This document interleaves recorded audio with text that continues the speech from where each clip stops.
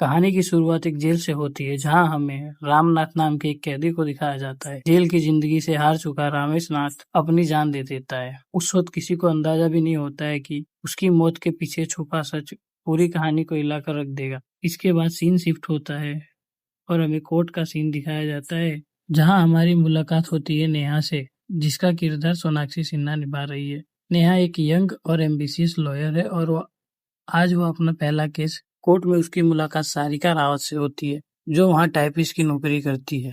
नेहा का पहला case drug से जुड़ा हुआ होता है। वहाँ अपनी तरफ से पूरी कोशिश करती है और दमदार बहस भी करती है, लेकिन इतना काफी नहीं होता है और केस की अगली सुनवाई तय कर दी जाती है। घर पहुंचने पर हमें पता चलता है कि नेहा के पिता रवि राजवंश हैं, जो कि शहर में सबसे मशहूर लॉयरों में से एक है। वहाँ नेहा और उसके पिता की कुछ बहस होती है और उसके पिता उसे चैलेंज करते हैं कि अगर नेहा लगातार 10 केस बिना हारे जीत जाती है तो वह उसे अपनी फर्म में पार्टनर बना लेंगे। लेकिन अगर वो ऐसा नहीं कर पाती और एक भी केस इस बीच हार जाती है तो उसे दूसरे छोटे वकीलों के पास काम करना पड़ेगा। अगली सुबह जब नेहा कोर्ट के लिए निकल रही होती है तब अचानक सारिका उसकी गाड़ी के सामने आ जाती।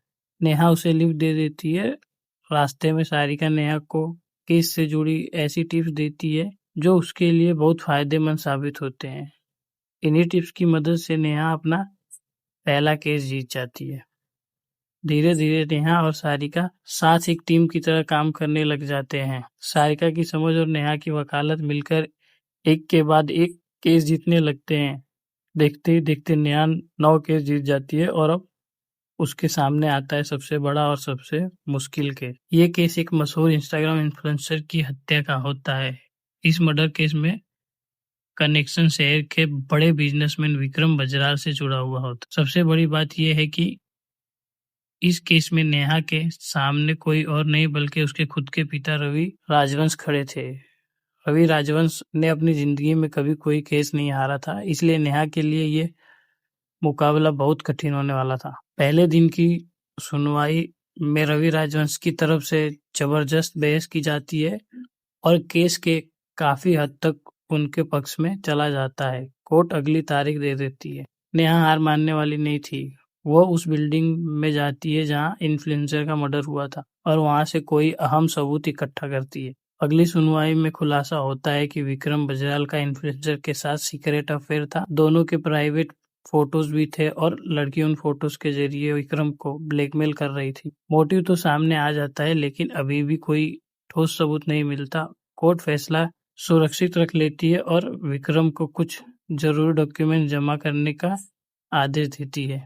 इसी बीच नेहा सच की तलाश में और गहराई तक जाती है, लेकिन जो सच उसके सामने आता है उससे उसके पैरों तले जमीन खिसक जाती है। नेहा को पता चलता है कि इन्फ्लुएंसर का असली कातिल विक्रम नहीं बल्कि सारिका रावत है। नेहा सीधे सारिका के पास पहुंचती है और कहती है कि उसे सब पता चल चुका है। तब सारिका दिल दहला देने वाला सच बताती है। वह कहती है कि उसने इस इन्फ्लुएंसर का मर्डर किया था क्योंकि वो विक्रम बजराल को बर्बाद करना चाहती थी। विक्रम ही वो इंसान था जिसकी वजह से उसके भाई रमेश नाथ को झूठे केस में जेल भेजा गया था और वहीं रमेश नाथ था जिसे हमें फिल्म की शुरुआत में जेल में दिखाया जाता है।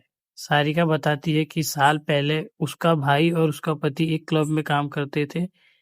एक दिन क्लब में भयंकर आग लग जाती है। दोनों ने मिलकर कई लोगों की जान बचाई, लेकिन इस दौरान सारिका के पति का पैर भी पूरी तरह जख्मी हो गया और वो हमेशा के लिए विकलांग हो गया। इस हादसे के बाद असली जिम्मेदारों को बचाने के लिए विक्रम और उसके लोगों ने रामनाथ को झूठे केस में फंसा दिया और जेल भिजवा दिया। जब नेहा पूछती है कि इन्फ्लुएंसर लड़की का क्या कसूर था, तब सारिका बताती है कि आग वाले हादसे की वो लड़की एक अहम गवाह थी। उसने वादा किया था कि कोर्ट में सच बोलेगी, लेकिन पैसों के लालच के लिए उसने भी झूठी गवाही देकर रामनाथ को दोषी साबित कर दिया। इसी वजह से सारिका ने उसे मार दिया। लेकिन नेहा चुपचाप सारिका की पूरी कन्फेशन रिकॉर्ड कर रही थी। अब आता है कहानी का क्लाइमेक्स। कोर्ट में आखिरी सुनवाई शुरू होती है। सारिका भी कोर्ट में मौजूद होती है और डर रही होती है कि नेहा अब उसका सच सबके सामने रख देगी। लेकिन नेहा कुछ और ही करती है। वह कोर्ट में ऐसे डॉक्यूमेंट्स और सबूत पेश करती है जो ये साबित करते हैं कि विक्रम बजराल और इन्फ्लुएंसर के बीच अफेयर था। साथ ही ये भी कि विक्रम ने ही उसके फ्लैट खरीदा था और उनके बीच में पैसों और ब्लैकमेलिंग को लेकर विवाद भी चल रहा था। ये सबूत विक्रम को दोषी साबित करने के लिए काफी होते हैं। रवि राजवंश के पास भी इसका कोई जवाब नहीं होता और आखिरकार विक्रम बजराल को सजा सुना दी जाती है।